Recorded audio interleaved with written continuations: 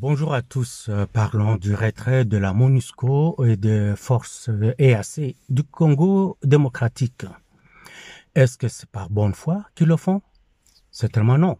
On leur a demandé de partir, et de partir incessamment. Mais ils semblent tout d'un coup vouloir partir tous. Oui, c'est une bonne chose. Mais est-ce que c'est de bonne foi du tout? Non.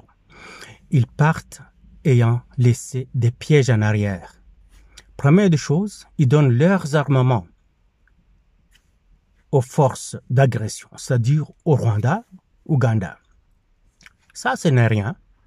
Nous pouvons les battre sur ce point-là. Mais qui sont maintenant dans les rangs de ces forces d'agression? C'est les mêmes éléments EAC, les mêmes éléments MONUSCO, qui sont maintenant de l'autre côté. Ça nous fera plaisir de les tuer sur le même sol congolais où ils ont vécu pendant 30 ans. 30 ans? Plus de 20 ans, mettons. C'est plus clair, ça. Ils pensent pouvoir mettre Tshisekedi dans une situation inconfortable. Et ainsi, les Congolais vont dire non, on en a assez, on accepte ce qu'ils vont vouloir, ces agresseurs-là. Ceux qui n'ont pas pu arracher des forces aux Congolaises et aux Congolais pendant les 20 ans qu'ils ont géré le pays, pendant le plus de 25 ans que le MONUSCO a été là pour démanteler le pays, ils ne le pourront plus jamais et à grand jamais. Parce que le peuple congolais a compris ce qui s'est passé. Et le peuple congolais l'a juste compris quand Tshisekedi prend le pouvoir, parce que c'est la première fois qu'ils ont un dirigeant qui en parle. C'est la première fois qu'ils ont un dirigeant qui se bat pour eux. Et comme si c'était un sursaut d'un sommeil profond, le peuple congolais a tout compris. Et c'est pour cela que ce même peuple se range derrière Tshisekedi.